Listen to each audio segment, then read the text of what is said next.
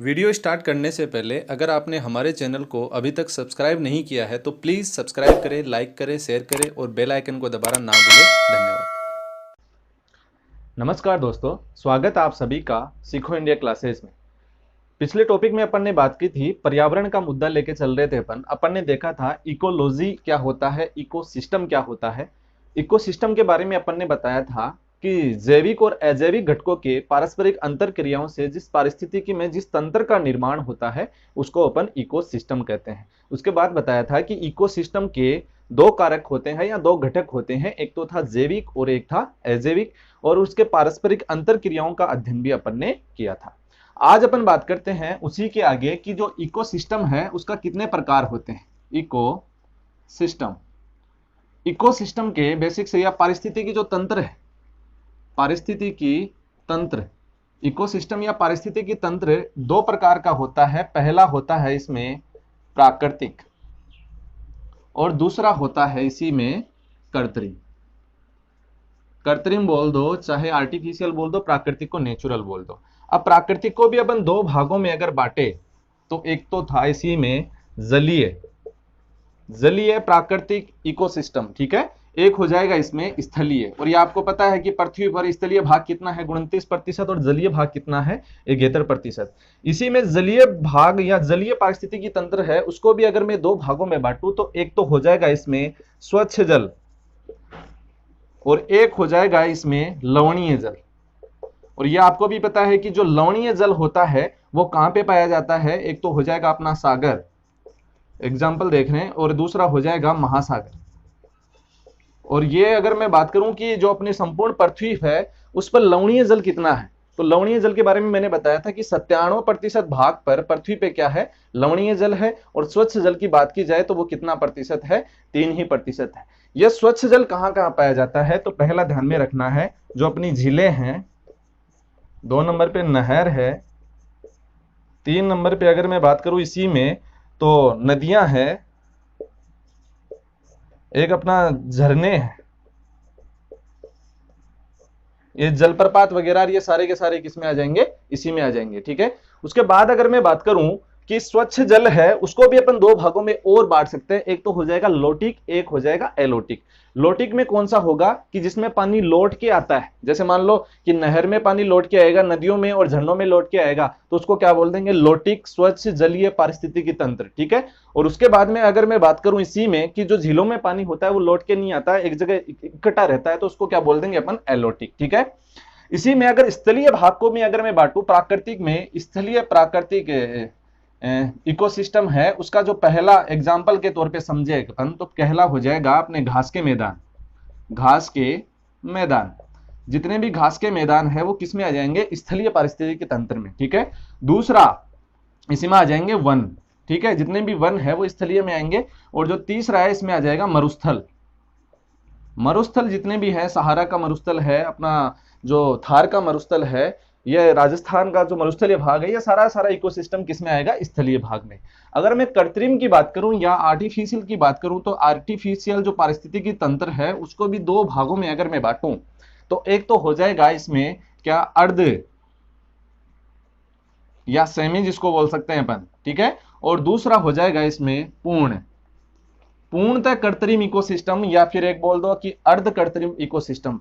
अगर अर्ध की बात की जाए तो इसके एग्जाम्पल के तौर पे समझे कि एक तो हो जाएगा अपना बाग और एक हो जाएगा अपना बगीचा। बाग और बगीचा दोनों के दोनों क्या है, अर्ध हैं, क्योंकि अर्ध कृत्रिम इकोसिस्टम है। क्यों है कि आपने को ध्यान में रखना है कि बाग है उसको वहीं पे संरक्षित कर सकते हैं अपन, पूरा का पूरा प्राकृतिक नहीं मान सकते उसको, क्योंकि मनुष्य ने उसको बनाया है, ठीक है। प्रकृति और मनुष्य दोनों का हो गया तो इसको अर्ध मानते हैं अपन, अर्ध कृत्रिम इकोसिस्टम, ठीक है। उसके बाद जो पूर्ण है, पूर्ण के बारे में ध्यान में रखना है, एक तो एक्वेरियम। एक्वेरियम क्या होता है इसके बारे में अपन समझें तो जो मछलियों का आर्टिफिशियल या कृत्रिम जो घर होता है उसको क्या बोलते हैं अपन, एक्वेरियम। ध्यान में रखना है, मछलियों का आर्टिफिशियल घर, मछलियां जिसमें रहती हैं अपन देखने के लिए उनको संरक्षित रखते हैं, उसको क्या बोलेंगे अपन, एक्वेरियम, ठीक है। और दूसरा इसमें हो जाएगा पूर्णतः कृत्रिम में आ जाएगा अपना स्पेस स्टेशन। स्पेस स्टेशन पूरा का पूरा क्या है, पूर्णतः कृत्रिम इकोसिस्टम है। Space station. ठीक है, अगर एक्वेरियम की मैं बात करूं कि मछली का घर होता है, सबसे बड़ा एक्वेरियम कहां पे है, तो ये ध्यान में रखना, अपना तारापुर महाराष्ट्र, तारापुर महाराष्ट्र में सबसे बड़ा, ध्यान में रखना है, सबसे बड़ा जो एक्वेरियम है, मछली का घर है, जो देखने के लिए बनाया गया है। आपको ध्यान में रखना है कि पारिस्थितिकी तंत्र दो प्रकार का, प्राकृतिक और कृत्रिम, और इनको अपन बेसिक से इतने भागों में बांट सकते हैं और समझ सकते हैं, ये अपनी बेसिक से बातें हैं। इसके अलावा एक बात और बचती है इकोसिस्टम में कि अगर वेन आरेख से समझे, एक होता है इकोटोन, क्या होता है ये पूछा जाता है, इकोटोन। इकोटोन के बारे में अपन समझें तो ध्यान में रखना है कि अगर वेन आरेख से समझे, ये अपना कोई मान लो कि एक पारिस्थितिकी तंत्र है, जैसे मान लो घास का, ठीक है, और एक दूसरा पारिस्थितिकी तंत्र है इसी में, ये वेन आरेख से समझे तो ये है वन। ठीक है, अब इन दोनों का जो मिला जुला भाग है, जो कॉमन पार्ट है, जो घास का और जो वन का जो कॉमन पार्ट है, ये वाला क्षेत्र क्या कहलाता है, इकोटोन। ये आपको ध्यान में रखना है कि दो पारिस्थितिकी तंत्र का मिला जुला कॉमन भाग होता है, जो कॉमन फैक्टर होता है, वो क्या कहलाता है, इकोटोन कहलाता है। ये आपको ध्यान में रखना है। अगर मैं घास की बात करूं और वन की बात करूं कि दोनों का मिला जुला जो क्षेत्र होगा वो क्या कहलाएगा, इकोटोन कहलाएगा। ये आपको ध्यान में रखना है। उसके आगे अगर ऊपर मैं बात करूं कि इसी में आता है एक इंपॉर्टेंट नियम है, ऊर्जा के स्थानांतरण का नियम, या फिर ऊर्जा के 10% का नियम।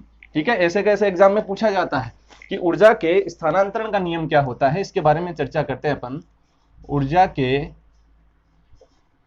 स्थानांतरण, ऊर्जा के स्थानांतरण का नियम, ऊर्जा के स्थानांतरण का नियम कह दो, चाहे इसको ऊर्जा के 10% का नियम कह दो, ये 10% के नियम से ज्यादा पूछा जाता है। ठीक है, ये सबसे पहले किसने दिया, तो इसके बारे में ध्यान में रखना है, लिंडेमान। किसने, लिंडेमान नामक वैज्ञानिक ने सबसे पहले 10% का नियम दिया। यह आपको ध्यान में रखना है। इसने क्या बताया कि जब ऊर्जा का एक पोषक स्तर से दूसरे पोषक स्तर में स्थानांतरण होता है तो उसमें 90% ऊर्जा की हानि हो जाती है, या फिर 90% ऊर्जा का क्या हो जाता है, ह्रास हो जाता है। केवल 10% ऊर्जा ही एक पोषक स्तर से दूसरे पोषक स्तर में स्थानांतरित होती है। यह किसने बताया, सबसे पहले लिंडेमान ने। ऊर्जा संरक्षण के नियम की अगर मैं बात करूं, अपन ने पहले भी जाना था कि ऊर्जा संरक्षण का नियम क्या होता है। तो अपन ने जाना था कि ऊर्जा संरक्षण के नियम के पहले नियम के अनुसार ऊर्जा को ना तो बनाया जा सकता है और ना ही नष्ट किया जा सकता है, केवल एक रूप से दूसरे रूप में परिवर्तित किया जा सकता है।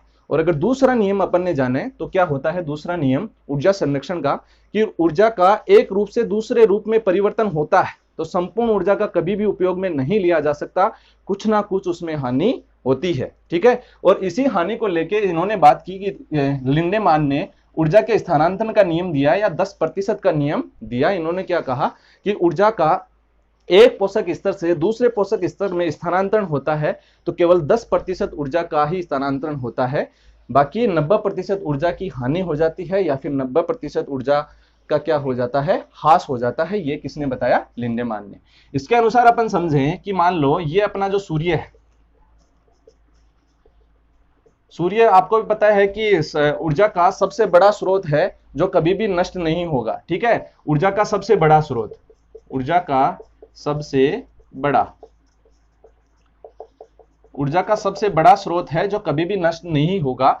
ये बात करूं कि अपना जो पेड़ पौधे जो होते हैं, पेड़ पौधे क्या करते हैं, पेड़ पौधे जितने भी होते हैं ये उत्पादक के तौर पे काम में आते हैं। इसको क्या बोल देंगे अपन, उत्पादक। ठीक है, इससे इंपॉर्टेंट बात बनती है कि जो पेड़ पौधे होते हैं वो सूर्य का कितने प्रतिशत ऊर्जा का उपयोग लेते हैं, तो ध्यान में रखना है केवल और केवल प्रकाश संश्लेषण में 1% जो ऊर्जा होगी उसी को प्रकाश संश्लेषण के तौर पे ये काम में लेंगे। ठीक है, उसके बाद जो भी उत्पादक होंगे, उत्पादक को ध्यान में रखना है कौन खाएगा, तो ध्यान में रखना है प्राथमिक उपभोक्ता, प्राथमिक उपभोक्ता, प्राथमिक उपभोक्ता खाएगा इसको। अगर इसी में प्राथमिक उपभोक्ता के तौर पे अगर मैं दूसरा समझूं कि प्राथमिक उपभोक्ता को अपन क्या बोल सकते हैं, शाकाहारी भी बोल सकते हैं। ठीक है, उसके बाद जो दूसरा अगर पोषक स्तर के इसी में बात करूं कि जो प्राथमिक उपभोक्ता है उसको कौन खाएगा, द्वितीयक उपभोक्ता, द्वितीयक उपभोक्ता। ये द्वितीयक उपभोक्ता को अपन क्या कह सकते हैं, मांसाहारी। ध्यान में रखना है, क्या कह सकते हैं, मांसाहारी। ठीक है, और इसी में अगर मैं और आगे अगर फूड चेन की मैं बात करूं तो द्वितीयक उपभोक्ता को कौन खाएगा, तृतीयक उपभोक्ता। और तृतीयक उपभोक्ता को अपन क्या कह सकते हैं, इसको बोल देंगे ये तो हो जाएगा प्राथमिक मांसाहारी और ये हो जाएगा द्वितीयक मांसाहारी।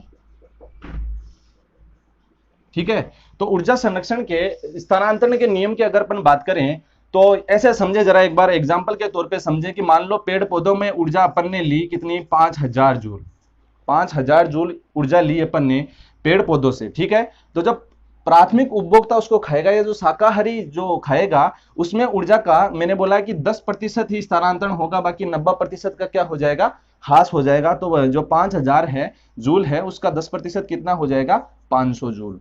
तो 500 जूल ही इसमें प्राथमिक उपभोक्ता के पास पहुंचेगा। उसके अगर द्वितीय उपभोक्ता की बात करें तो इसमें भी 10% ऊर्जा का स्थानांतरण होगा, 90% का क्या हो जाएगा, ह्रास हो जाएगा। तो इसमें 500 का 10% कितना आ जाएगा, 50 जूल। और अगर तृतीय उपभोक्ता के पास ये पहुंचेगी ऊर्जा तो इसमें भी 10% ही ऊर्जा का स्थानांतरण होगा, तो इसमें कितना आ जाएगा, 50 का 10%, 5 जूल।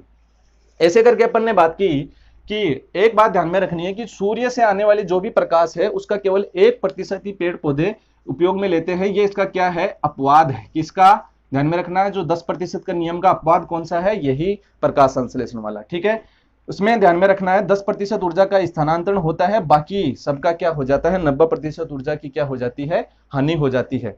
और अगर मैं बेसिक से बात करूं इसी में कि एक पोषक स्तर से दूसरे पोषक स्तर में ऊर्जा का स्थानांतरण होता है तो ऊर्जा की क्या होती है, हानि होती है, 90% ऊर्जा का ह्रास हो जाता है, 10% ऊर्जा ही एक पीढ़ी से दूसरी पीढ़ी में या एक पोषक स्तर से दूसरे पोषक स्तर में पहुंच पाती है। इसीलिए शाकाहार को मांसाहार से बेहतर माना जाता है। ठीक है, आगे अपन इसी में बात करें तो ऊर्जा संरक्षण या स्थानांतरण का नियम अपन ने देखा जो लिंडेमान ने दिया था। इसी में आगे बात आती है फूड चेन की। यह फूड चेन जो है इससे कई बार एग्जाम में पूछा जाता है। ठीक है, खाद्य श्रृंखला, खाद्य श्रृंखला, खाद्य श्रृंखला या फूड चेन। खाद्य श्रृंखला या फूड चेन क्या होती है इसके बारे में आज अपन बात करेंगे। तो खाद्य श्रृंखला सबसे पहले ये ध्यान में रखनी है कि भोजन के लिए जीवों का एक दूसरे पर निर्भरता एक लंबी श्रृंखला का निर्माण करती है, वह क्या कहलाती है, खाद्य श्रृंखला कहलाती है। ठीक है, कि भोजन के लिए या ऊर्जा के लिए जीवों का एक दूसरे पर निर्भरता पूरे के पूरे खाद्य श्रृंखला का निर्माण करती है, वो क्या कहलाती है, खाद्य श्रृंखला या फूड चेन कहलाती है। अब ध्यान में रखना है कि खाद्य श्रृंखला में ऊर्जा का प्रवाह, ऊर्जा का प्रवाह, खाद्य श्रृंखला में ऊर्जा का प्रवाह कैसे होता है, एक दिशीय होता है। एक दिशीय का मतलब समझते हो कि खाद्य श्रृंखला में ऊर्जा का प्रवाह केवल और केवल एक दिशा में ही होगा, ये आपको ध्यान में रखना है। ठीक है, ये किसने बताया था, तो ये जो अपना इकोसिस्टम है उसका जो पिता जिसको बोला जाता है ईपी ओडम, उसने बताया था ये कि खाद्य श्रृंखला में ऊर्जा का प्रवाह एक दिशीय होता है। ठीक है, उसके बाद अगर अपन बात करें कि खाद्य श्रृंखला में, तो खाद्य श्रृंखला जितनी छोटी होगी उतनी ही क्या होगी, स्थिर होगी। ये दूसरी बात इसमें ध्यान में रखनी है कि खाद्य श्रृंखला जितनी छोटी होगी उतनी ही क्या होगी, स्थिर होगी या स्थायी होगी। ठीक है, जो भी बड़ी खाद्य श्रृंखला होगी वो क्या होगी, उतनी ही कमजोर होगी। उसके बाद अगर मैं बात करूं कि खाद्य श्रृंखलाएं ज्यादा लंबी नहीं हो सकती। और एक तीसरी बात इसमें ध्यान में रखनी है कि खाद्य श्रृंखलाएं जितनी अधिक होगी, जितनी गुथी हुई होगी, पारिस्थितिकी तंत्र उतना ही मजबूत होगा। ये आपको ध्यान में रखना है क्योंकि उसमें सभी प्रकार के जीव आ जाएंगे। इसको एग्जाम्पल से समझे अपन, तो अगर समझे जरा एक बार एग्जाम्पल देखते हैं कि सबसे पहले लेते हैं अपन घास।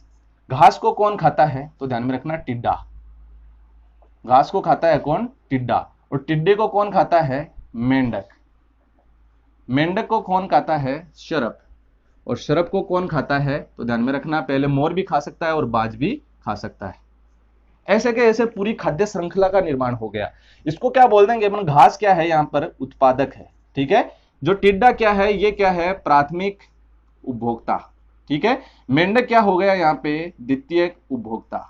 ठीक है, और शरप क्या हो गया, तृतीयक उपभोक्ता। ठीक है, और बाज क्या हो गया, चतुर्थ उपभोक्ता। और एक बात इसमें ध्यान में रखनी है, एक बार नोट करके लिख लो कि अपघटक जो होते हैं, अपघटक को खाद्य श्रृंखला में शामिल नहीं किया जाता। ये आपको ध्यान में रखना है कि अपघटक नहीं आएगा इसमें, अपघटक को खाद्य श्रृंखला में शामिल नहीं किया जाता। ये आपको ध्यान में रखना है। कि सबसे पहले जो घास होता है वो उत्पादक के तौर पे होगा टिड्डा प्राथमिक उपभोक्ता, मेंढक द्वितीयक उपभोक्ता, सर्प तृतीयक उपभोक्ता और बाज क्या हो जाएगा, चतुर्थ उपभोक्ता हो जाएगा। ऐसे कैसे पूरी खाद्य श्रृंखला एक दूसरे पे निर्भर होती है।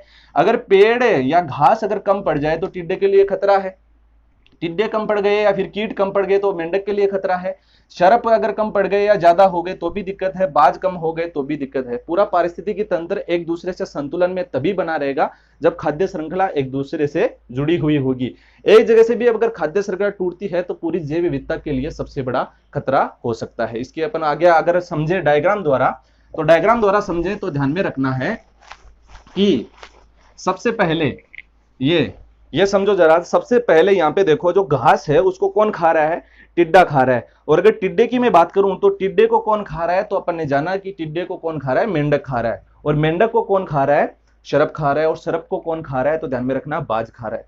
एक दूसरे से पूरा का पूरा जुड़ा हुआ है ये मामला, ठीक है, एक दूसरे पे निर्भर है कि जितने भी जीव है वो भोजन के लिए या ऊर्जा के लिए एक दूसरे पर निर्भर होते हैं और पूरी की पूरी खाद्य श्रृंखला का निर्माण करते हैं। उसको क्या बोलते हैं अपन, खाद्य श्रृंखला या फूड चेन, या आपको ध्यान में रखना है।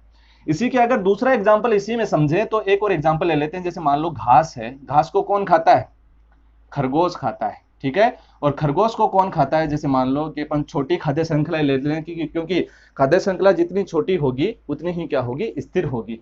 घास को खरगोश खाता है, खरगोश को खा लेता है मान लो कि ये शेर खा लेता है, ठीक है। तो ये तो क्या हो जाएगा यहां पर उत्पादक के तौर पे, और ये क्या हो जाएगा, प्राथमिक उपभोक्ता, ठीक है। और ये क्या हो जाएगा, द्वितीयक उपभोक्ता। ये तो हो जाएगा, लेकिन इसमें पोषक स्तर की अगर बात करें अपन तो इसको मानेंगे अपन प्राथमिक पोषक स्तर, इसको मानेंगे द्वितीयक पोषक स्तर, और इसको क्या मानेंगे, तृतीयक पोषक स्तर। उपभोक्ता अलग चीज है और पोषक स्तर अलग चीज है, ठीक है, ध्यान में रखना।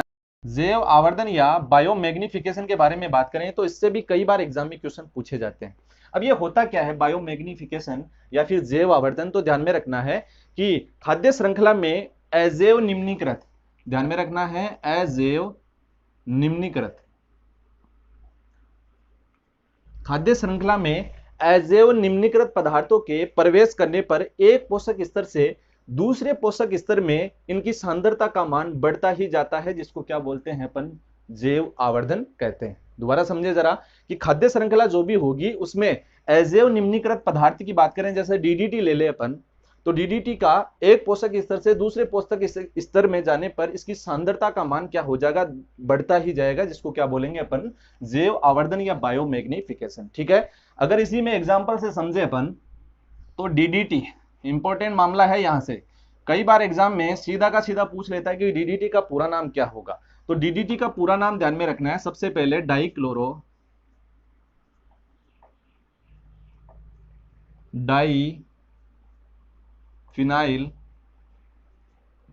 डाइक्लोरोडाइफिनाइल ट्राइक्लोरोएथेन,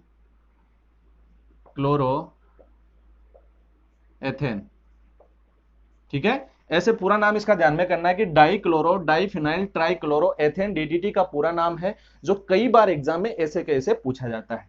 अब डीडीटी की क्या है, डीडीटी एक क्या है, कीटनाशक है,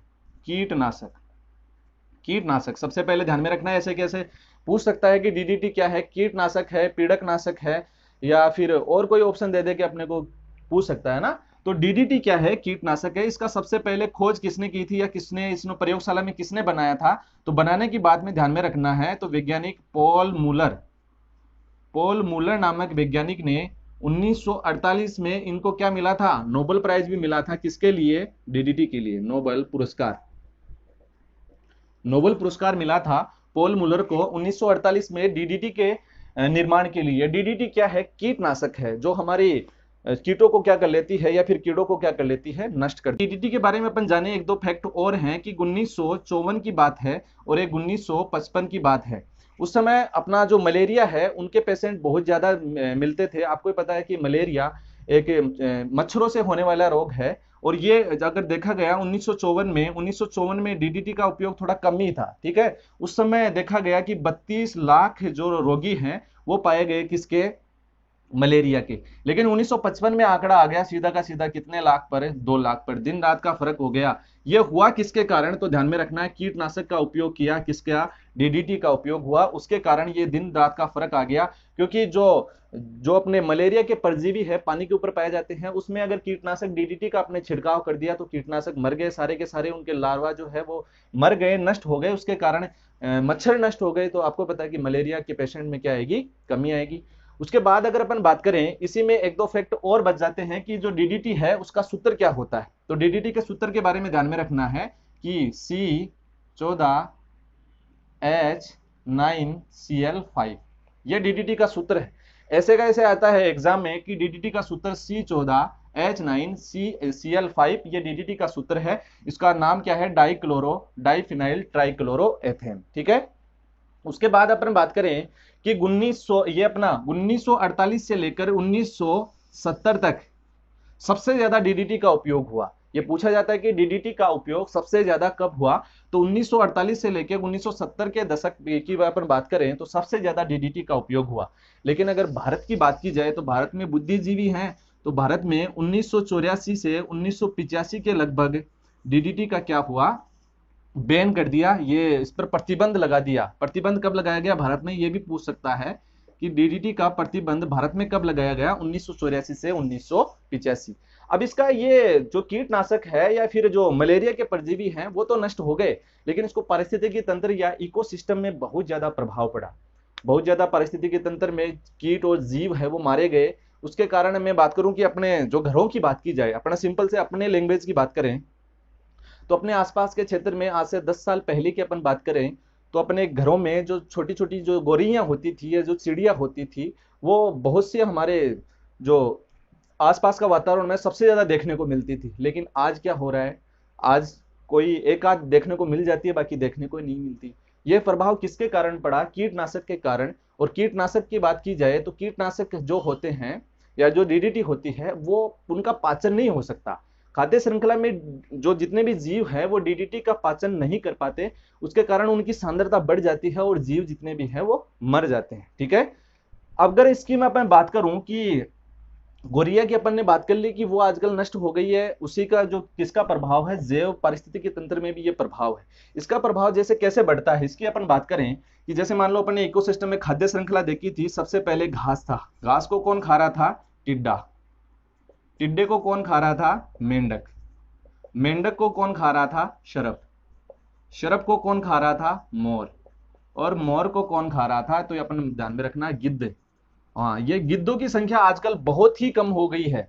और अपने को ध्यान में रखना है कि गिद्धों की संख्या कम होने से, गिद्ध किस पे जीवन यापन करते हैं, जो मरे हुए जितने भी जीव है उनको खाकर वो अपना जीवन यापन करते हैं। उसी के लिए अपन बात करें कि गिद्धों की संख्या पर जो प्रभाव पड़ा है वो जो अपना पारिस्थितिकी तंत्र है उसमें प्रदूषण को कम करते हैं, ठीक है। तो गिद्धों की संख्या में कमी आई है, किसके कारण, डीडीटी के कारण। इसमें होता क्या है, जैसे मान लो घास है, तो घास में मान लो कि अपन ने छिड़काव किया 1 ग्राम डीडीटी का। अब जो टिड्डा होता है वो घास खाता है, तो जो टिड्डा घास खाएगा तो इसको जो पूरे जीवन काल में मान लेते हैं कि उसमें 5 ग्राम के लगभग जितनी भी घास खाई उसमें 5 ग्राम पहुंच गया क्या, अपना डीडीटी। लेकिन अपने जो अगले पोषक स्तर है, जैसे मेंढक है, एक अपने जीवन काल में मेंढक कितने टिड्डे खा लेता है, तो मान लेते हैं कि वो 10 टिड्डे खा लेता है, ठीक है। तो इसके बारे में अपन बात करें तो 10 गुणा 5 हो जाएगा कितना, 50 ग्राम पहुंच गया किसके पास, मेंढक के पास। अब जो सरप है वो अपने जीवन काल में मान लेते हैं कि ये 10 मेंढक खा लेता है सरप, तो ये इसके पास, सरप के पास कितना पहुंच गया, तो ध्यान में रखना है आधा किलो या 500 ग्राम। अगर मोर है वो अपने जीवन में मान लो कि 2 सरप खा लेता है, ठीक है, तो ये इसके मोर के पास कितना पहुंच गया डीडीटी, तो ध्यान में रखना है, ये लो भाई 2 खा लिया तो 1000 ग्राम के लगभग यहाँ पे पहुंच गया।